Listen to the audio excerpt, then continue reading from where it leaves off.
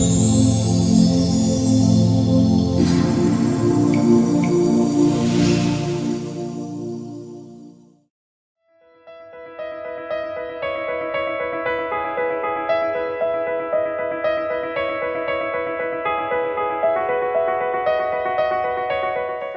of all, I want to say I've never been in Malaysia before, so thank you for the welcome.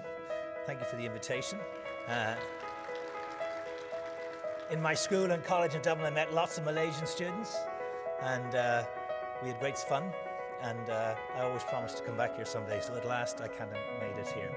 What I want to do today is to try and bring your attention to a topic which has been my kind of interest and passion for my life, which is diaspora, what diasporas are all about. Because this whole topic is now becoming mainstream in business and economic and social life. So my objectives in the 30 minutes I have with you today is three things. I want to tell you about this topic. I want to float a concept, which is I believe there's such a thing as diaspora capital, which countries, regions and cities have.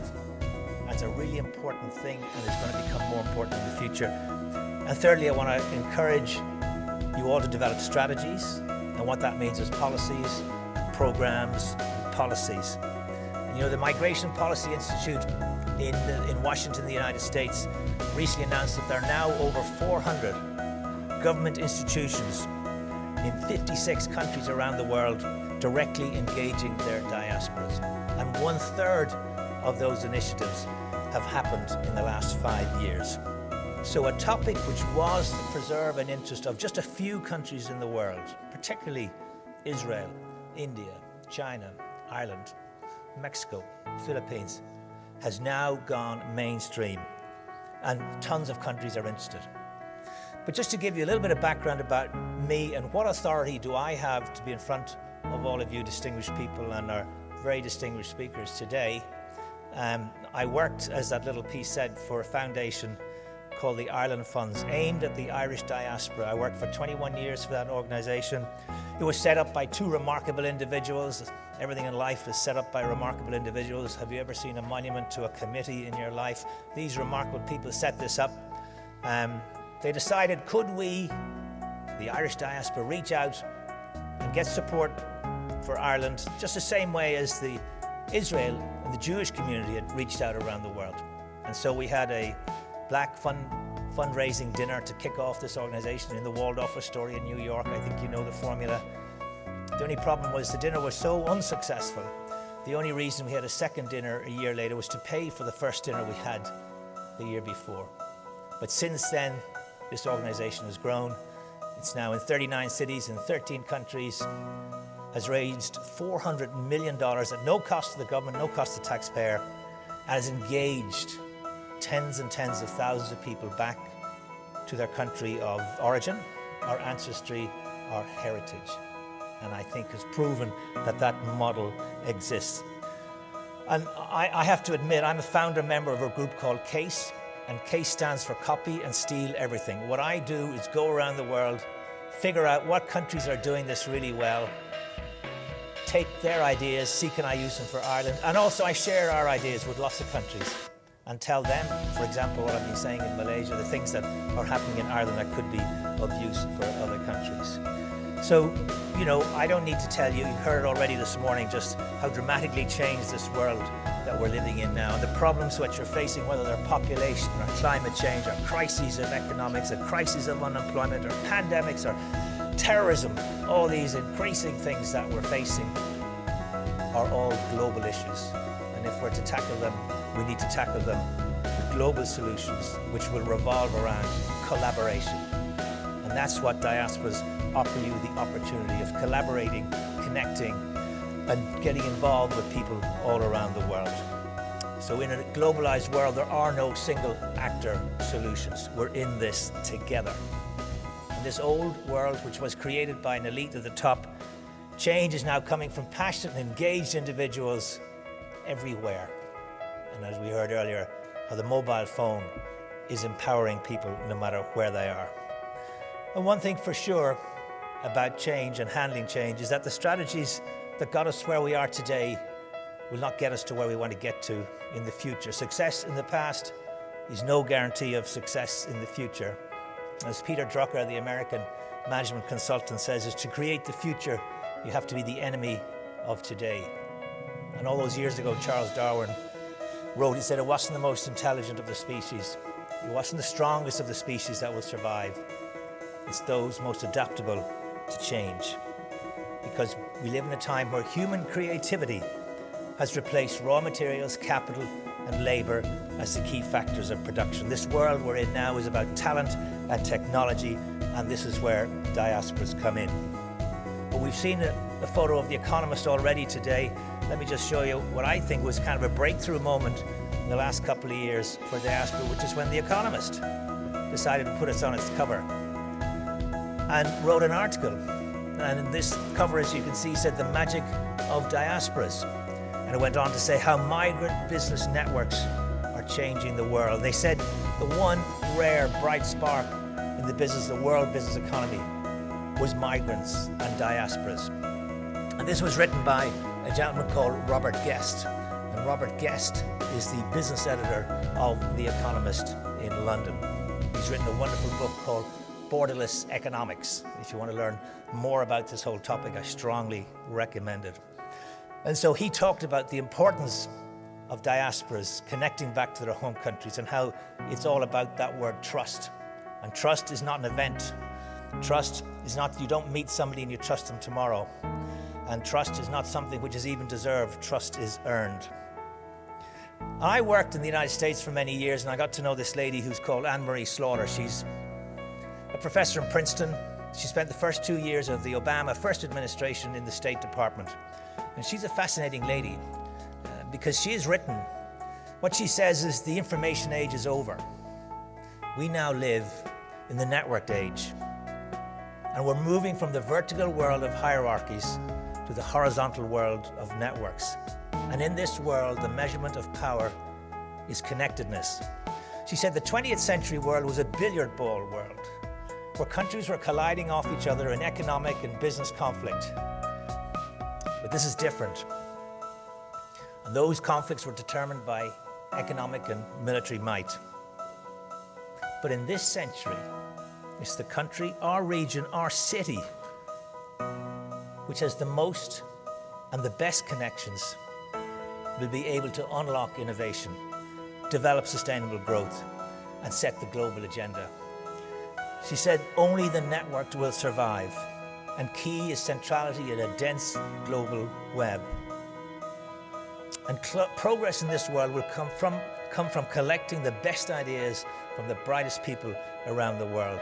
She said the world is not about countries anymore, it's about connected clusters of creative people. She gave the example of Palo Alto in California, which is more in common with Dubai and Singapore and Shanghai and Bangalore, Paris and London, than it does with Fresno, which is 2 hours up the road, where the road systems are broken, the education system is broken. And then she said,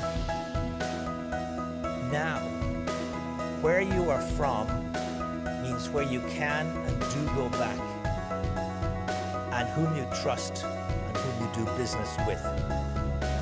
So what she's saying is that we're in an age which is marked by creativity, it's marked by talent, it's marked by networks, and it's marked by trust. And economic power in this century is not going to be like it was in the last century, which in the last century we used to say go big or go home, but now it's go fast or go home, or go fast globally or go home.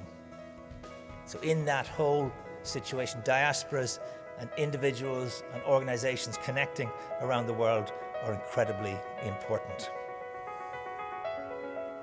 Joseph Nye is a professor in Harvard, and he's written some interesting stuff about how diasporas actually represent for a country what he called soft power.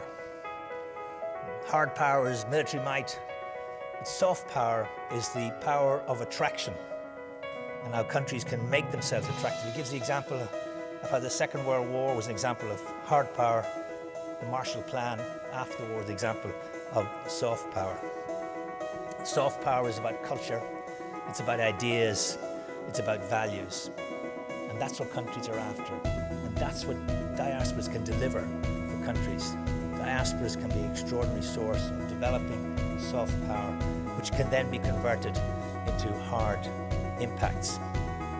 I know that in my country, Ireland, where we have a population of 5 million people, but we have a diaspora of 70 million people around the world. We recognize in our constitution they are to us our empire, built not by military force or economic might, but just by tens and tens of thousands of people over a long period of time going from the country and settling, but keeping a connection back to Ireland. And we distinguish in Ireland between the state and the nation. The state is bounded by borders and barriers and physical things. The small island off Europe. But our nation is 70 million people around the world. And when you take that look, that empowers you enormously, gives you a great sense of importance, a certain sense of pride. So, diaspora. Where's that word come from? What does it all mean? Diaspora is in fact two words.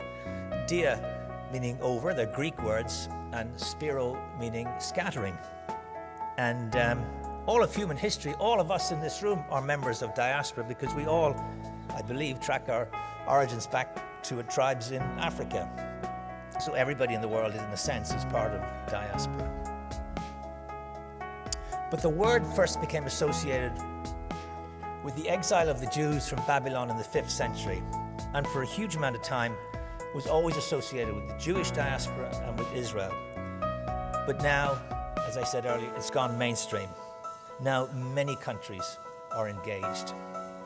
And if you compare diaspora with migration, what I find interesting is that diaspora is really an idea that helps to explain the phenomenon of migration. Migration was the great centrifugal force pushing people out around the world. Diaspora can be the great convergent force of connecting and bringing people back in.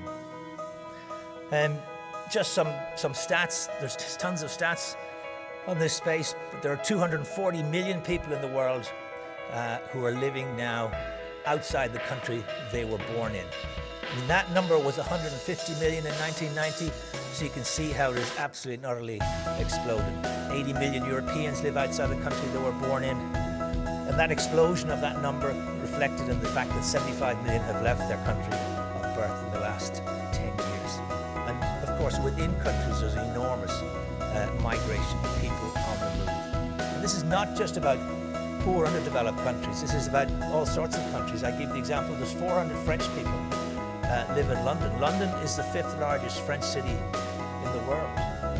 There's 5.5 million British people live outside Britain. 40% of New York was born outside New York. And chatting earlier, I think Toronto, the average, is a foreigner.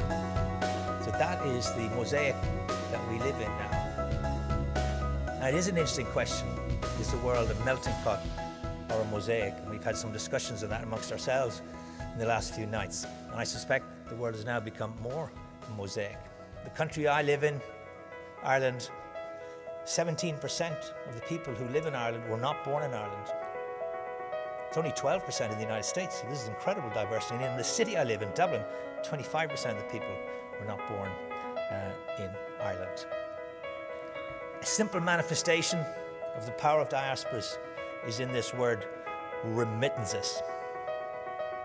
This year, $540 billion will be transferred back to countries from which people came. Either country of origin, country of ancestry, or country of heritage. That's the money that goes through the banking system. We all know there's hundreds of billions more goes in informal ways or in different ways. So what we're looking at is the biggest single shift of money in the world today is remittances. When I was growing up, it was official development aid, ODA. Shifts of finance around the world were 80% official, governmental, World Bank, United Nations, EU, whatever, and 20% private. That's totally shifted. That's a huge manifestation of what remittances are about. And if you ask those really big questions, if you want to try and position the importance of diaspora in the world that we're in. I think it's fascinating. What made China a great manufacturing giant? What made India an extraordinary global technology hub? What made Israel the great startup nation of the world? And in the case that I was engaged in, what brought peace to Northern Ireland? The answer to all those really big questions at 80,000 feet are the same. Networking their diasporas. So diasporas became really, really important. And if you look at some of those countries, maybe have a quick squizzy at some of them. I mentioned Israel because historically the word was associated with Israel. But in 1990, there were no Israeli companies on NASDAQ. There's 127 today. In 1990, Israel was a sleepy, agricultural dominated country. It's now the epicenter of tech. Tel Aviv is probably the most dramatic startup city in the world for technology. They realize the power of their diaspora. They realize so many of their people have gone overseas, particularly to the United States. They realize so many of them have gone through elite universities in the United States, and they engaged with them, and they put in place all sorts of strategies. The Yozma Fund for venture capital. They also realized that a large number of young people overseas, particularly their Jewish young people overseas, knew nothing about Israel, and it wasn't in their top 20 desired tourist destinations. And so they introduced a program called Taglit, by which they bring back young people to discover Israel. 40,000 a year go on this program. They spend 3 weeks and they learn all the different elements of Israeli life. There's nothing special about Israel for this. Lots of countries can and are doing programs like that to get the next generation engaged. China, 80% of FDI into China is from their diaspora. It's all about networking. Guangjai, that word in Chinese, means networking. 500,000 Western educated Chinese have returned to China in the last 10 years and gone into positions in public service and think tanks and major institutions, and have had a huge influence in that country. China itself has put in place all sorts of institutions, both at a national and a local level, to reach out to its diaspora. The country I find really interesting in this space is India, because up until the year 2000, India had no relationship with its diaspora. In fact, they had a relationship. India didn't like the diaspora, and the diaspora didn't like India. But in that year, Manmohan Singh, current Prime Minister of India, and now in that time he was Minister for Foreign Affairs, he set up a high-level commission to examine and research the diaspora. They studied for 18 months, they came back, they wrote a report, it's online, you can read it. And they made a series of recommendations having listened to the diaspora. And India brought in a series of initiatives which are really quite remarkable. For example, they have a new passport in India called the OCI, the Overseas Citizen of India. Over 1 million people around the world, people of Indian heritage, have taken it out. There are 27 million people in the Indian diaspora, and their wealth equals 2/3 of the GDP of India. What you have is the most educated cohort in the history of mankind are Indians. 14,000 Indians got PhDs in math and science in the United States in the 90s, and they stayed.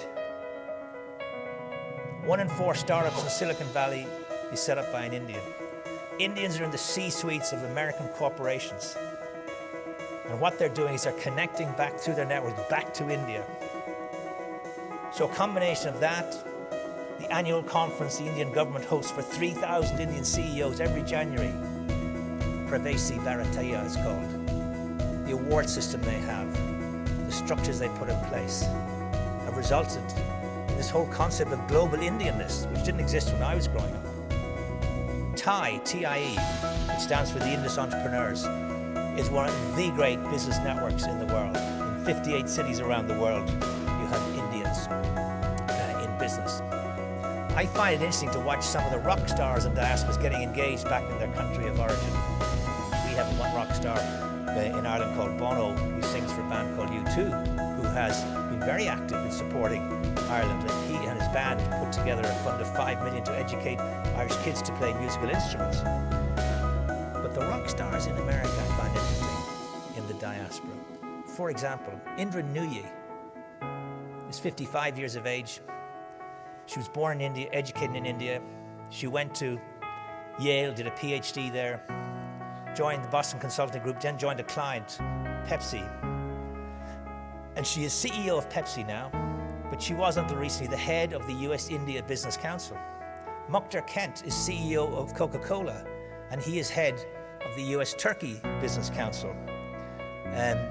Andrew Liveris is head of Dow Chemicals, and he is head of the US-Greek Business Council. Craig Barrett was head of Intel, CEO and then chairman of Intel, is head of the Irish Technology Leadership Group. These people are connecting back to their countries of heritage, their countries of origin, and that is really phenomenal.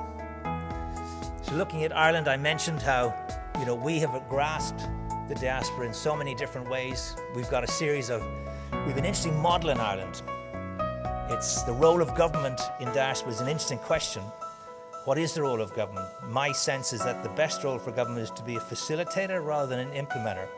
And so we have an interesting private-public model in Ireland where we have official government, structures and systems for the diaspora, and then we have lots of private initiatives out there, really clever, innovative things going on, very often at a local level.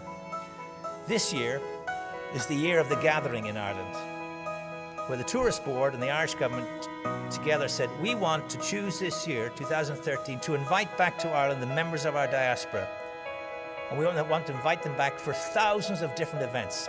We kicked it off with one big event. We invited Notre Dame, which is an American university football team, to play against the Navy, the US Navy, but to play that match, we say play every year, in Dublin. And last October, they came and they played, and 38,000 Americans flew to Dublin, spent the week in Ireland, they drank us dry, they played every golf course, they chased all out, they did everything that one does, and it was an extraordinary experience that went extremely well. That kicked off the gathering, and now 4,000 events later, 300,000 extra people have come to Ireland. But it's all been done at a community level.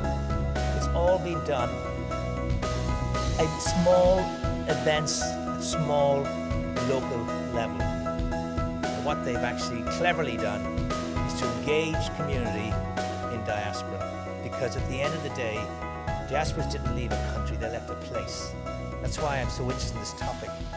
Because diasporas are not about countries, they're about place. That place could be a region, a city, a town, a village. And so Ireland's been active in that space. Lots of other countries doing lots of other things. Scotland has got a thing called Global Scot. Chile has a thing called Chile Global. We've got Latvia, Lithuania, we've got Canada, we've got Australia. Australia has an organisation called Advance Australia. New Zealand has a thing called Kia New Zealand. All of these are to connect and relate to their diaspora around the world. And diasporas are important because in the old days when you emigrated, you were gone and you were gone forever. Absence equaled exile. But now you can be here and there. You can lead what we call hyphenated lives. You can be American and Scottish, Australian and Polish. You can be Malaysian and Welsh. So these people in the diaspora are important because they have international and local knowledge. They will stick with plans when others may not stick with them. They have financial resources, they've got contacts. And so a fascinating subset of foreign direct investment which is FDI, is DDI, diaspora direct investment. How diasporas can influence decisions, inward investment based on their affiliation to their heritage, to their ancestry, to their country of origin. And very often these inward investment decisions are influenced by that fact. That fact will not turn a decision which is 80-20 against an investment decision, but it will if it's 50-50. And you all know in life, much of life is 50-50. Life is a game of inches. You need the nudge factor. Diaspora provide nudge factors. You need to know what I call is the tipping agents around the world. People who will go in to back for you, your country, your city, your town, your place. The United States recognized the power of diaspora, particularly Hillary Clinton when she was Secretary of State. She set up the Global Diaspora Forum. The first one was held a few years ago in Washington. 500 people came from 95 countries. The second one was again last year. The third one was this year. So she's realized it. She set up a thing called IDEA, the International Diaspora Engagement Alliance, because it zones in on the power of migrants and the fact that migrants strive so much harder very often than local people. And it's not just about remittances, I mentioned earlier, because there is a pyramid of engagement for diasporas, which starts with remittances at the bottom of the pyramid and moves up into philanthropy, moves up into business, moves up into venture capital, moves all the way up. In fact, diasporas can become so influential they can change for the good institutions in the home market. Also, the economic model that we're now living through has fundamentally changed. The old periphery core model is gone, where you used to have all major manufacturing, all major creativity, all ideas in the core, and then you just have low-level manufacturing in the periphery. Has changed, and it's now a two-way flow of ideas, of people, etc. So diaspora is important, and this then is what I believe is the phenomenon that everybody in every country should grasp, that they have such a thing. To go along with human capital and financial capital, they have such a thing as diaspora capital, which refers to the resources available to a country, region, city, organization or places made up of people, of networks, resources, ideas, attitudes, concerns for their country of origin, ancestry or affinity. So everybody possesses this. The challenge is to convert it. This is slightly, is impossible to read on this screen, but I believe it's made up of three flows: financial flows, knowledge flows and people flows. If you start to look at those things, nation branding is an important part of the knowledge flows. You need policies and projects, and there's all sorts of subdivisions there, the subdivisions on the people flows and the subdivisions on the financial flows. Too complex and difficult to really dig into too much this afternoon and give them time.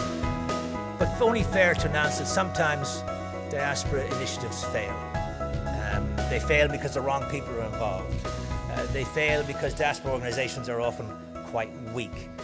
They need capacity building, they need infrastructure, they need help. They fail because their ideas are often like fireworks. They start dramatically and they drop away. So diaspora initiatives do fail, you need to be aware of that. But the glue in all of this is networking. And here's a curious thing.